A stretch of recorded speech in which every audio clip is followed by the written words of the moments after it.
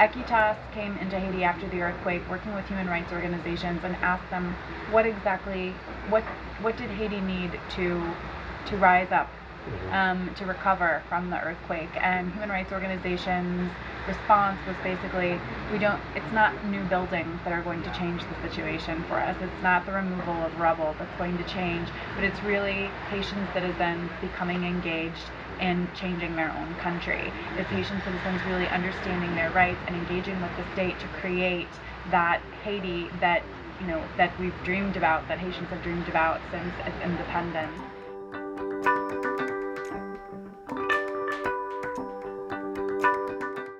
Well, let me first talk about the benefits that AJWS has seen. For us, the Citizen Engagement Program has been a success on so many different levels.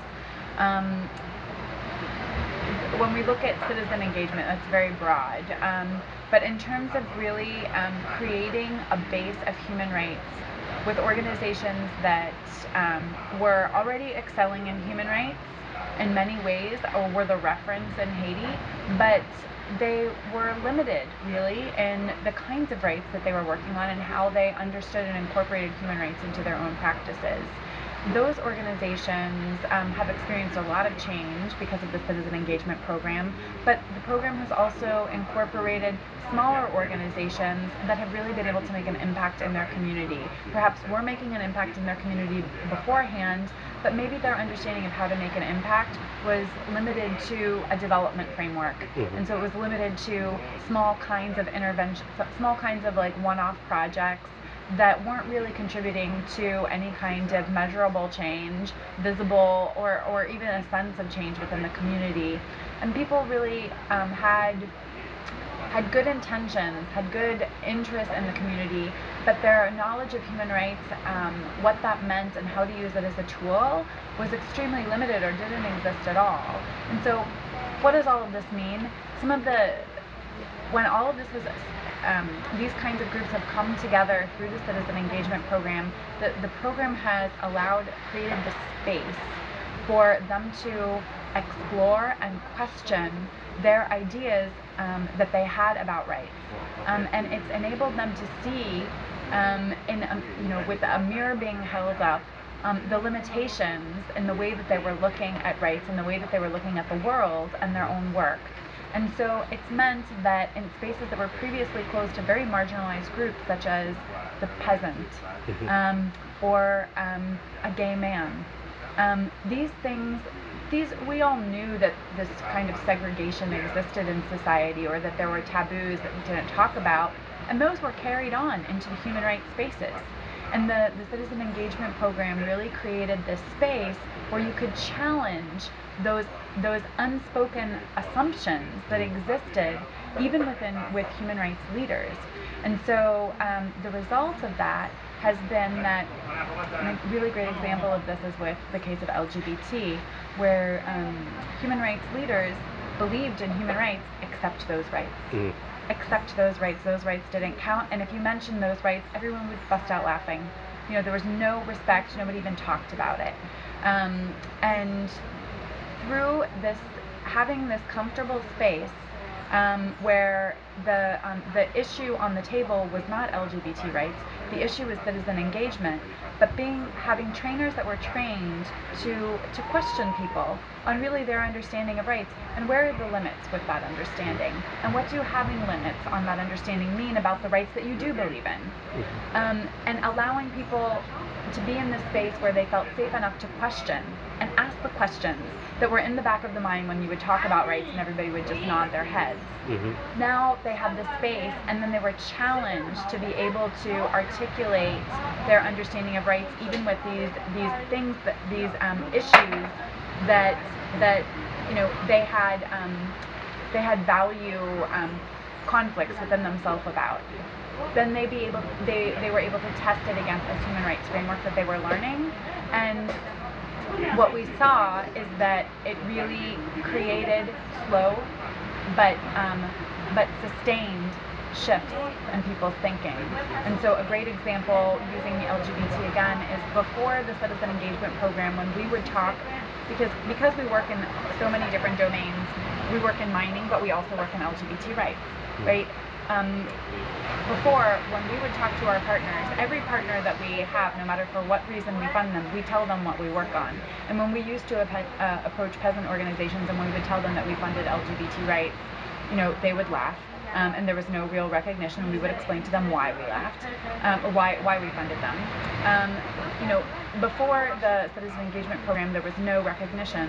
After the Citizen Engagement Program, 2 years into it, there was a march against gay marriage in Haiti, which was a very unfortunate march, and there was violence against LGBT people that was a result of it. And several organizations, human rights organizations, published a letter in the major paper in Haiti denouncing the violence against LGBT and saying that LGBT rights were real human rights and needed to be respected. And almost all of those organizations had some interaction with the Citizen Engagement Program. That would have been impossible. It was unheard of 2 years before. So it's been a real incredible example of real shifts in the way that people are thinking about human rights.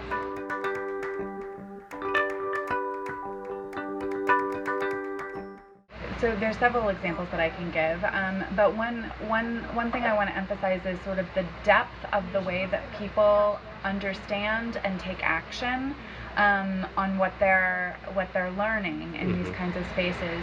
So every organization that I've met in Haiti believes in women's rights, but so few are taking proactive steps to ensure that that they are advancing women's rights in their communities and have like an articulated plan or an idea of what that looks like. And so a great example is after one of the peasant organization representatives engaged in the Citizen Engagement Program, when he decided to go back to his community and have the community intervention, it was all around advancing women's rights. And I wasn't part of the process of engagement. I didn't really, I heard anecdotally about what was happening in the community. And then when I came to visit the community afterwards, and this is a community where previously, when I had visited, I would hear community leaders talking to me. They would, in their conversations with me, they would talk about hitting their wives. As though it was not, and we would challenge them on this, and sometimes they would laugh, and these were leaders who were really working for the advancement of their community, but this wasn't an issue for them. And so this is the same community that this peasant leader decided to begin initiatives around violence against women and women's rights. And the difference in the community 2 years later, coming in, talking to women, going around visiting houses, and talking to women about, yes, I have rights, and it is not okay for men to hit women, and asking them questions about, well, so what do you do if you hear your neighbor beating his wife? I intervene. I take action. I go and I talk to him, and I try to. So there's real action that is coming, that is happening as a result of the program, where before we had a lot of lip service around these issues.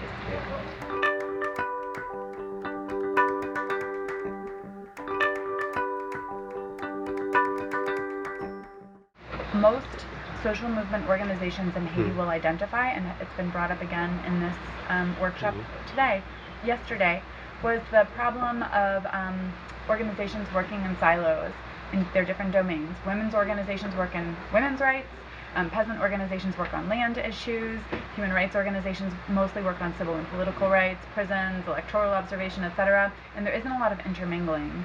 And we've seen a lot of changes around that, especially from groups that have come through the Citizen Engagement Program. We've seen some really exciting initiatives.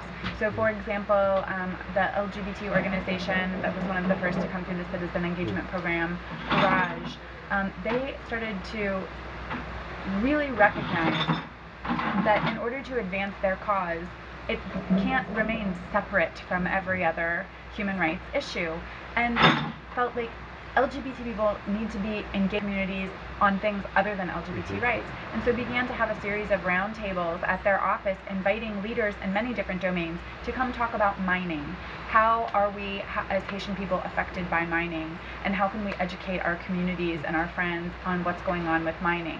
How can we educate our communities on what's happening in the Dominican Republic with respect to how can we be issues? How can we also engage with our leaders on these kinds of issues? So this has been happening in a variety of different spaces, and it's been really exciting.